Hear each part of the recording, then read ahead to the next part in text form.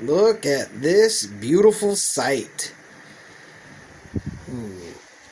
Lauren's flowers. These zinnias are starting out really nice. Hopefully they don't get too big before we can put them outside. Our wildflowers, complete with echinacea and others. My chamomile's going to have to get spread out for sure soon. Rosemary hasn't started to pop up yet. A lot of these peppers are still waiting on their time. But look at these tomatoes. They are doing spectacular so far.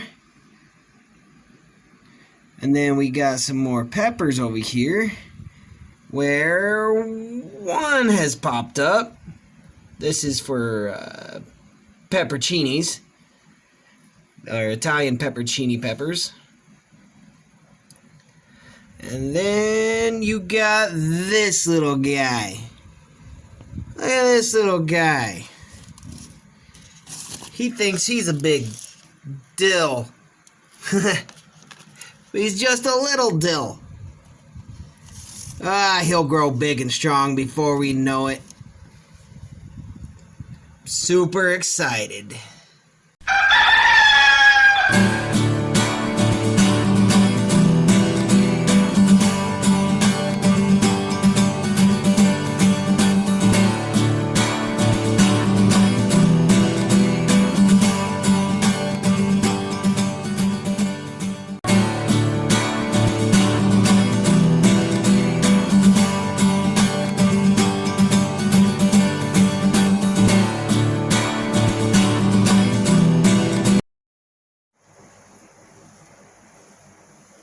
Okay, welcome back. It is a freezing cold day outside today. I think it's supposed to top off at negative 2 degrees above zero, or below zero. So, today I wanted to talk about a food forest, which is what I am creating at our property up on the hill. I was having a discussion. Well, it wasn't much of a discussion. It was just a little Facebook commenting back and forth with a cousin of mine, lives out in California. And he said he would like me to help him out, I suppose. Well, at least that's how I took it. Give him some information, some knowledge. So, what I'm going to do is I'm going to go over the food forest, how I understand it. I am by no means an expert. I am still a beginner. My forest is only a year old, so it hasn't started to produce for me, and I'm not yet 100% sure how much of what I planted even survived the winter. With any luck, we will get to that later on in the year, and we will see how it's doing when the weather turns good. So, this topic excites me, gets me ready for spring and working in the garden. As anyone who follows us on Instagram can see, our growing room is actually working quite well, and that kind of gets a guy excited as well that things are starting to sprout. Pretty exciting to me, especially since the room we were using in the basement would take almost 4 weeks or so just to get a sprout out of it because it was just too cold. Okay, on to the task at hand. Yes. First off, what is a food forest or a permaculture forest? You don't have to necessarily just grow food. A lot of people like to throw flowers and other things that they like just to, they always have a reason. Everything has a reason. A food forest is just a micro ecosystem that you designed to produce the food for you and your family. Now that is my definition. I did not find that online. That's how I define it. What does a food forest do? Pretty much, basically, a food forest works with nature in order to grow your food. I work for farmers, a lot of farmers, and they are constantly fighting nature with weeds popping up here and weeds popping up there. They're fighting against nature. It takes a lot of energy, a lot of money, and a lot of time to do that. So what we're doing with the food forest is kind of the opposite. We're trying to work with nature and convince nature to grow what we want to grow, as opposed to the inedible weeds and other stuff that pops up in the middle of these fields. Of course, you're going to get seeds that'll fly in or blow in or get dropped in by birds on occasion, but they're actually fairly easy to pull once you have your forest going.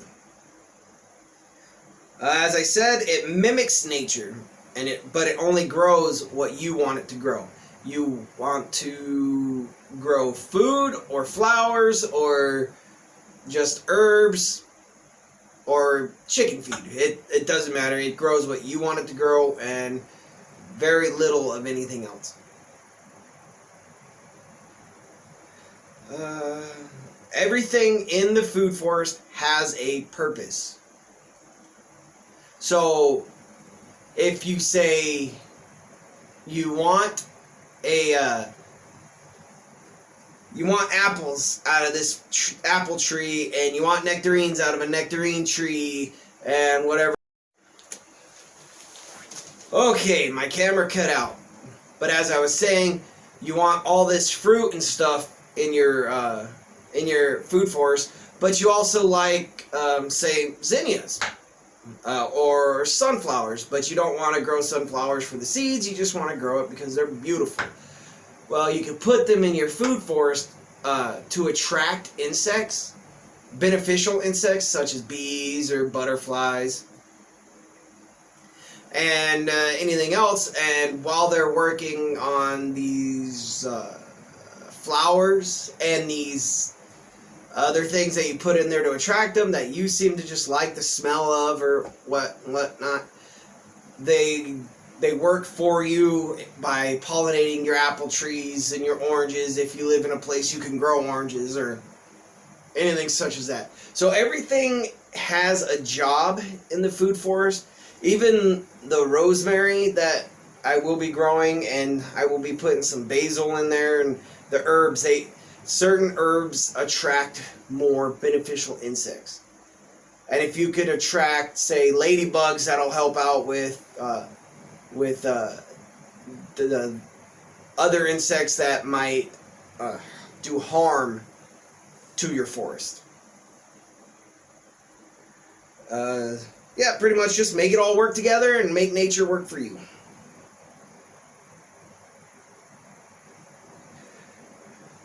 There are, as defined, 7 layers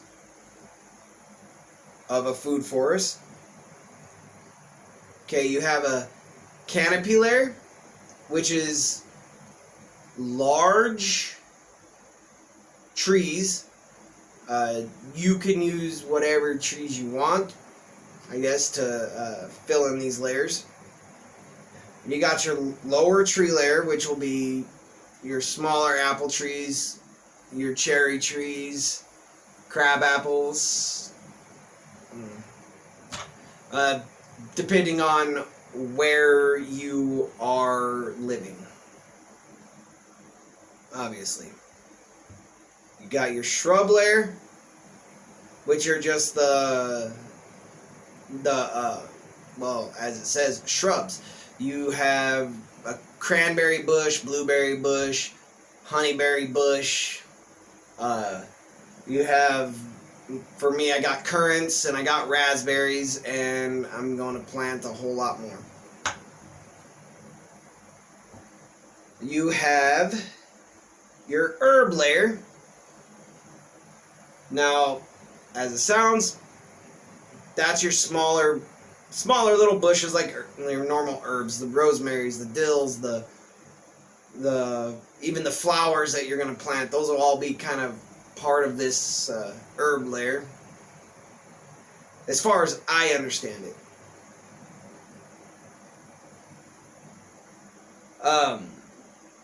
Oh, your vegetables, I guess your vegetables and like corns and tomatoes and all them, those will also be a part of your herb layer.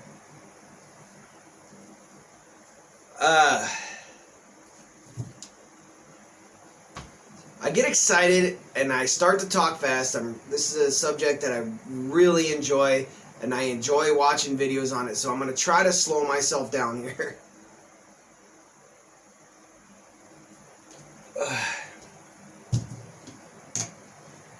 You have your fifth layer, which will be your rhizophyre, is what it's called.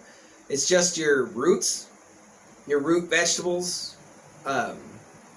like carrots and beets and onions and garlics and ginger and this, that, and the other.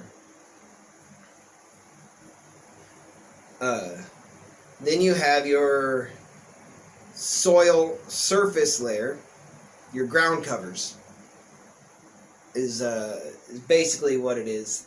The strawberries usually fit in with it.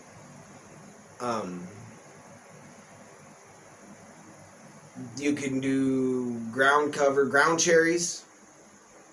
Pretty much anything that crawls across the ground and grows that way is something that can be used for your ground cover. Usually things that are fairly easy to root. And then you have your vertical layer. It's called the vertical layer. Doesn't necessarily have to grow vertically, but it's your vines. Grapes, kiwis. I think passion fruit grows on a vine as well. I'm not 100% sure about that, so don't quote me on that, please.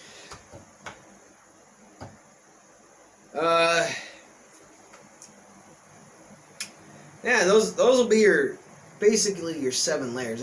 It's kind of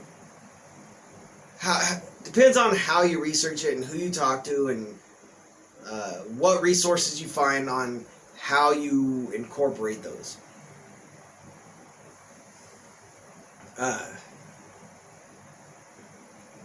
So we'll go on from there, and I guess I'm gonna kind of talk about how you start.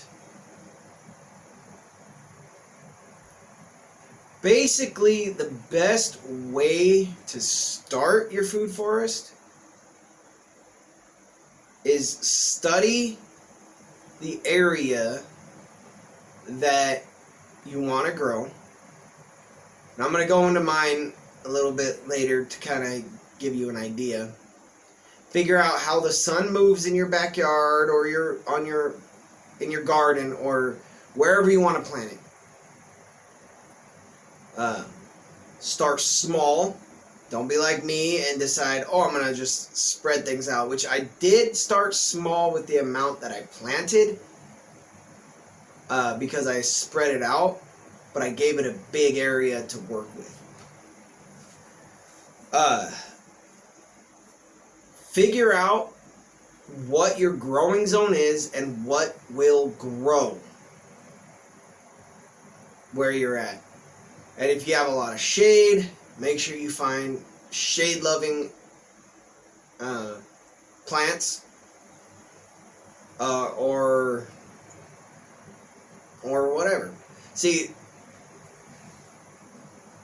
what we typically see is people, especially when you live in a place that has housing regulations, you pay someone to tell you how you're allowed to live. They want you to spend a ton of money on lawn care. And I kind of took that idea and I want to spend that kind of money, whatever I would spend on lawn care. Don't get me wrong, we have a lawnmower, we mow the lawn here in town, and we will when we live up on the property. But instead of fertilizing lawns, instead of reseeding every 2 years or whatever, take that money and I buy new trees or fruits or shrubs or any of that stuff and put it into my garden and find a place for it. And I think it'd be a great world to live in if everybody did that. I mean, if you have an apple tree and your neighbor has a orange tree, maybe you guys can trade. Something like that. But I digress. Okay, once you have figured out the area that you want to plant, once you have figured out how much room you want to give these plants, you need to figure out what kind of soil you have. Here in North Dakota, we have more alkaline soils, so I can't grow things like blueberries because they like acidic soils. So you got to kind of figure that out. If you live in a place that has, in a normal year, has a lot of droughts, you might want to look into drought-tolerant plants.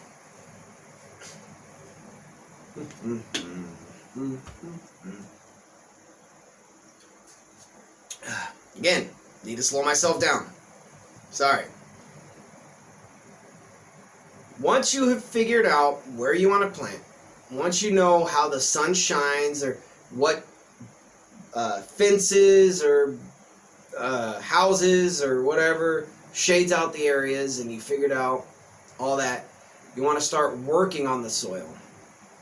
As you've seen in my previous videos, we have huge mounds of wood chips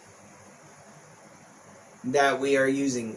If you have a backyard that's overrun with grass or weeds, you want to kind of dig those out. You want to get some starchy paper. You could use newspapers, but people recommend not to because of the inks or what, something about the ink poisoning something. I'm not too into that thought, but you could use newspapers, and you could use cardboard if you could get a hold of a lot of cardboard. I have used carpenter's paper. It just comes in that big roll. A little expensive, but it's kind of worth it when you're all said and done. What you want to do is you go and you remove the weeds from the area that you want to plant. Then you lay out your carpenter's paper, and then you put 6 to 8 inches of wood chips on top, and that'll get you started. The carpenter's paper and the wood chips will help stop the seeds in the ground, in the soil, from regrowing by blocking out the sunlight. So that'll kind of help you out there. Kind of lost my train of thought for a second. So give me a second. Oh. So, you have your carpenter's paper rolled out. You have your wood chips, 6 to 8 inches, to help keep the weeds down after you have removed the weeds that have already grown. Or grass, lawn, all that other stuff. What do you do now? Well, you've already figured out all your plants that you want to grow. You already figured out what you can grow. Maybe even figure out what your neighbors grow. You could actually use, if your neighbor has a large oak tree in his backyard or her backyard, or or whatever. You can actually say that's your canopy layer. You don't have to use it as you don't have to plant your own canopy. The thing is, though, within your area, if you don't fill in one of the layers, something else will. That's just how nature works. If you don't fill in one of your 7 layers, something else will. Okay. So you're using that. We figured out all that other stuff. Now you want to grow some vegetables? You, by all means, grow some vegetables. No, you kind of want to design it. If you look online, when you look online at all these people, they have all these different designs. They have all their own ways of doing it. Maybe sit down after you have everything already done and you know what you want to plant. Sit down with a piece of paper and draw it out. I have mine drawn out right here. I just did it because I wanted to show it here on this video. But I had it in my head how I wanted to do it, and I had free range. I didn't have to get permission for my food forest how to grow it. But talk to your significant other and figure out what you want to grow. After you figured out what you want to grow, figure out maybe the best way to plant it out.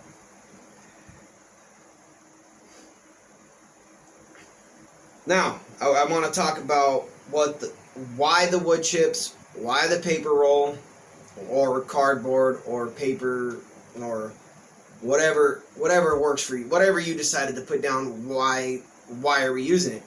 Well, the paper roll, as I mentioned, kind of blocks the sun out from the soil. It keeps the weeds from growing. But also, when it does rain or when you do water, the water soaks into the paper, releases starches and sugars, and it attracts worms to your soil. The worms will come in, and it'll help kind of mix your soil up, and it'll pretty much make your soil better. You'll start getting fungi and all this other good, helpful, nutritious things that are good for your soil come in. The wood chips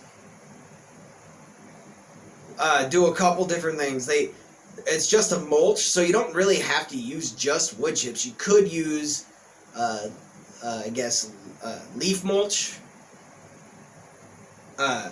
You could use, well, I'm not sure, just anything that could be used as a mulch, I suppose you can use. But refrain from rubber, because I know people like to use rubber mulch for some reason, for this and that, for looks, I suppose. They, yeah. The wood chips insulate the ground. They, like out here, like I said, it's 18 degrees below zero, or it was this morning, not including the wind chill. They help insulate the ground, and they also keep it from getting too hot, keep it from getting too cold. And then eventually it turns the soil as the fungus moves in and eats it, and the worms move in and eat it away. The wood chips hold on to moisture, so you don't have to water nearly as often. And yeah, I'm sure there's more. I'm pretty sure there's a lot more, but if I could think of something, I'm sorry. My mind just keeps going crazy, going 1,000 miles an hour. But I got my notes. Keep me on track, hopefully. One thing I did not add here: where to get your wood chips. As I've told you, I have, I think, 5 really large things of wood chips. Before that, before I had those 5, I drove half an hour to get to the city dump, the city landfill in Minot, and I had to load up. I'd get one load a weekend. I had a trailer, and I had my pickup, and I ended up with 1 ton in total of wood chips. And that, what I have on the ground now, or my first load, that was 9 trips. That was a lot of driving.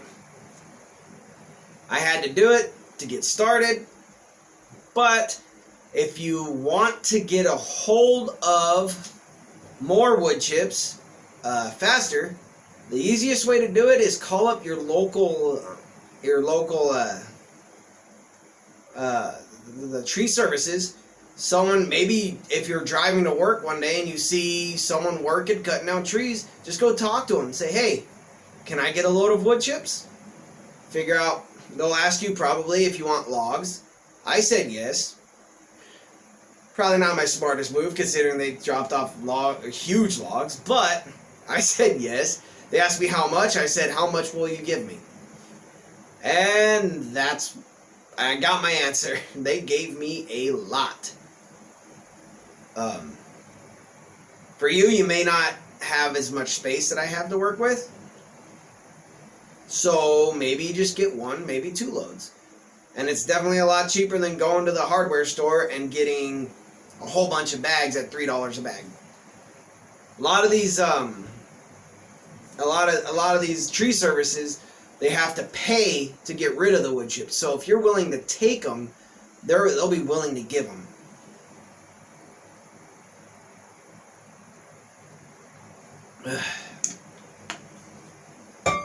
And some of them I've heard that they charge like $10 for a load. But these guys, they had to pay, I think, $35 per load to dump at a landfill. Plus, they had to drive the half hour to the landfill, plus or minus. That's fuel both ways. So they saved a ton of money just driving 10 miles outside of town and dumping it.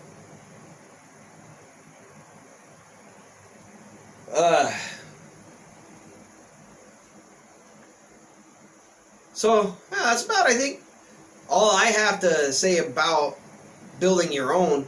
If you have any questions, please send me a message on Facebook, on YouTube, on Instagram. I will be more than happy to answer any questions you might have. It's kind of I don't know. You could find all this information on the internet. Personally, when I first started looking for a permaculture forest or permaculture kind of garden, I found a guy by the name of James Prigioni. He lives out in New Jersey. He does really good, a lot better than I can, explaining how it works. And if you want him on YouTube, I think that's the Gardening Channel with James Prigioni. I'll put a link to it in the description box. That way you can just go straight to him.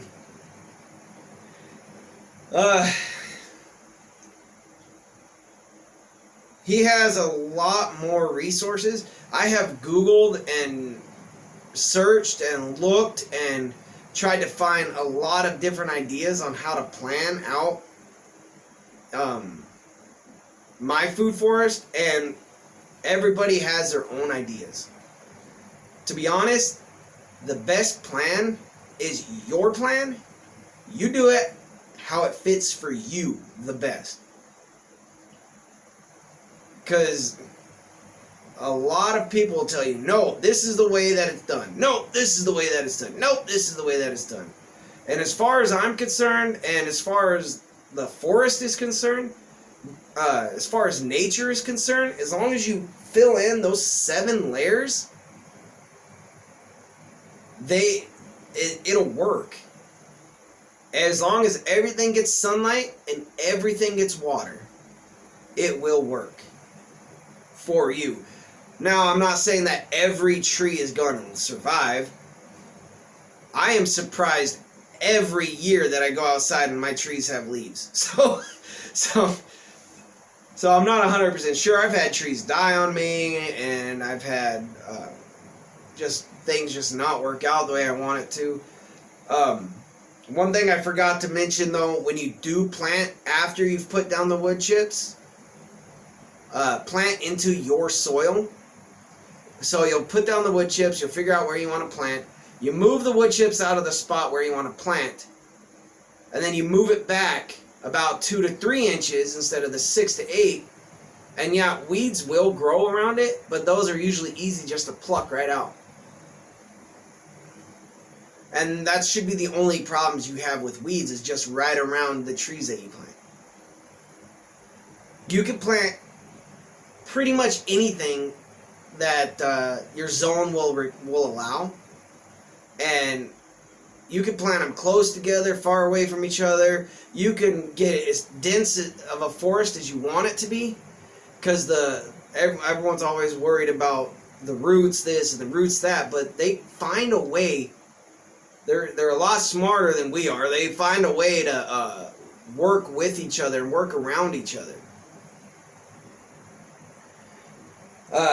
So I'm planning on making it as dense as I can, as long as you keep up pruning and whatnot, and everything keeps their, I don't know what I'm doing with my hands. And everything gets sunlight and water. I think everything will work out just fine. Again, I'm no expert. There's people that you could just put in a search engine, permaculture, food forest, and you could find everything that you could ever want. All the information you need. This is just a basic introduction as to how I understand it.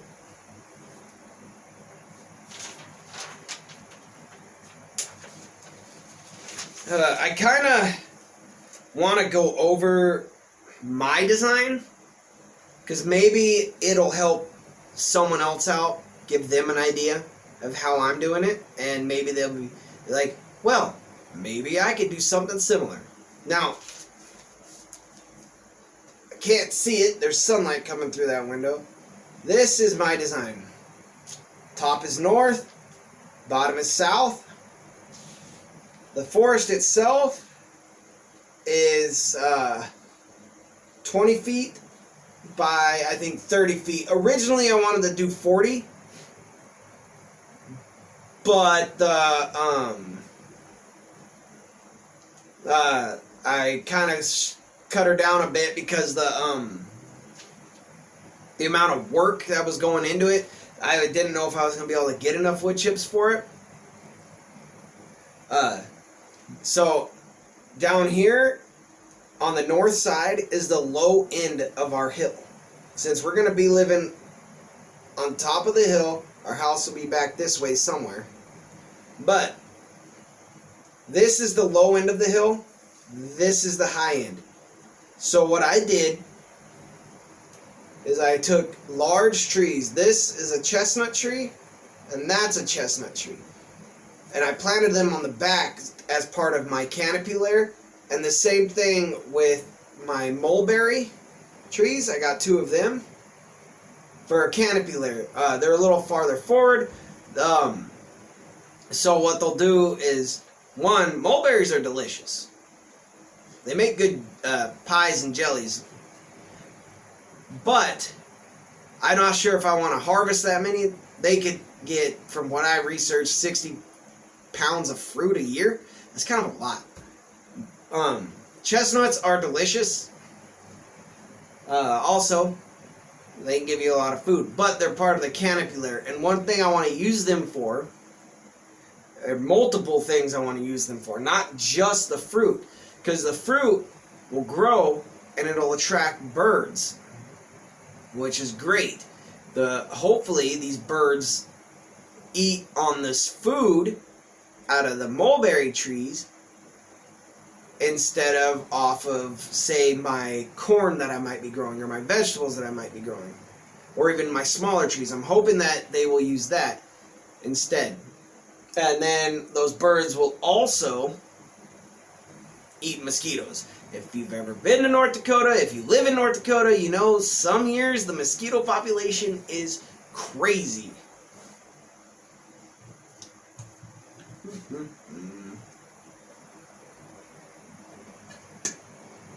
Alright, moving on. Where I got these little tiny circles, that is going to be my raspberries. Well, that's where I planted some raspberries last year. And then I kind of want to move it and make a whole raspberry thing going around that chestnut tree that's closest to it. That'll be my plan in the future because they grow quite well in North Dakota. But I got different varieties coming, and I kind of want to make a whole little raspberry thing going on there. This is my bench where I like to sit and relax and hopefully enjoy the literal fruits of my labor. This is a little rock wall that I made because when we had the sod pushed out of the way, it kind of made a divot right there. So I put a rock wall up and started filling in the dirt. And then right in front of that is a butternut tree. With any luck, that'll grow big and strong. And then I'll have those. The thing I like about nut trees is you can preserve it longer than, say, a fruit tree or fruits. You can dry them out. You can grind them into flours. You can make breads. You can make all kinds of stuff out of them. What I have here is a persimmon. So that'll give me shade, and I love, if you don't know what a persimmon tree looks like, Google it up, look at a photo. I love how pretty they are. They're just a yellow, almost tomato-shaped fruit. And they're just really pretty in the wintertime. And they're really pretty when they're covered in leaves. And my grandmother makes some really great persimmon cookies. I just got the recipe for this year. So hopefully one of these years I'll be making them with my own persimmons.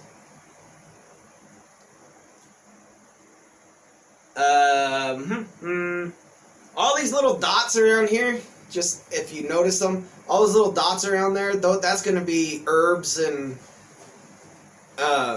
flowers and other attractants. I got right in this area is my one of my sweet cherries. And then got another one over here somewhere about there. I got 2 currant bushes. I like currants. They're delicious. I got some here in town that I planted. And then these little dots here are pine berries. So I'm kind of putting a ground cover over here too. And then the front one is an apricot tree. Love apricots.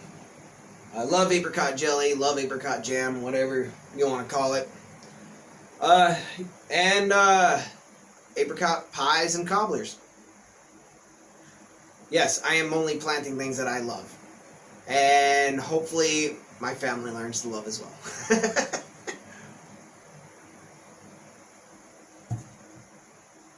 This is going to be my entrance. I'm going to have a path here. There's going to be a raised bed on both sides of this path. And over the top of it, I'm going to use for my vines, I'm going to grow grapes over the top of it. Till I get to the front, I'm going to try to grow some Arctic kiwis. I did not realize it till last year or the year before that there are kiwis that can grow in our growing zone. And 4A is not an easy growing zone to find things that actually grow. So that's going to be gorgeous walking underneath grapevines all the way down to the entrance of my garden.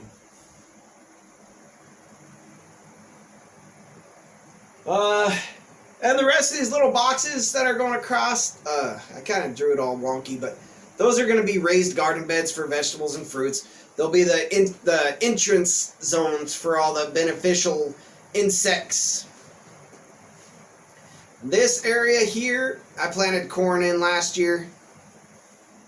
But I got some apple trees I want to bring in. I'm going to plant some. And then there's a lot of empty spaces here.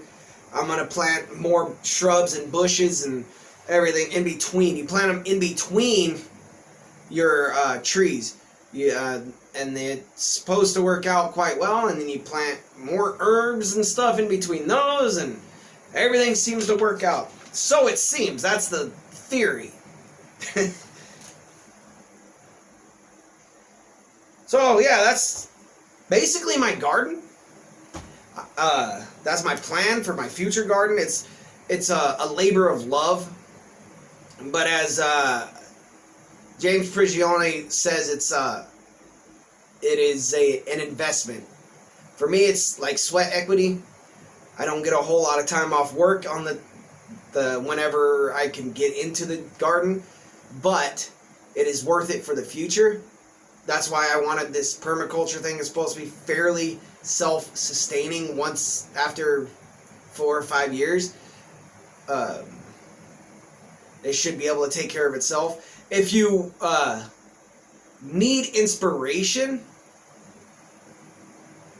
go to your local forest. Like, we used to spend time in the Sequoia National Forest when I was a kid, and I never even noticed it until the last time we were there. We all went and visited all the giant trees, but if you spend time in the Sequoia Forest or your closest natural forest, or even we have out here, we have a lot of forests that were planted by the Game and Fish to give a place for deer to live, and pheasants and all that and whatnot. Go and study it. Look at it. You'll see that in the Sequoia Forest you got your canopy trees, the big beautiful redwoods and the sugar pines and all that, and you got your smaller pine trees, and you got your shrubs on the ground and your ground covers, and you notice that everything has a place. There's a lot of bark and dead limbs and trees and all this on the ground in the forest, covering up so nothing that's useless to them grows. So it's like designing it your way is a great way to have it, I guess. Yeah, so pretty much you're building your own forest, but only growing what you want. That's probably the best way to put it.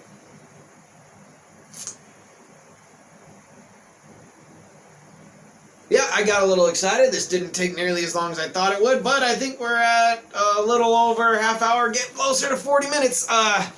So I'm going to go ahead and let you guys go, get to planning. Now's the time to plan because, well, it's winter time and it's cold out. So, happy trails. One more thing. One thing I tend to forget to do, mention. Please, like and subscribe to our channel. Thank you very much for everyone who has been following us along on this crazy journey of becoming self-sufficient. It's kind of a slow, methodical process, but we are getting there one day at a time. If you haven't yet, please go to the Facebook channel, the Facebook page, Instagram page, and subscribe to our YouTube page here. And we appreciate everything you guys do for us. Thank you.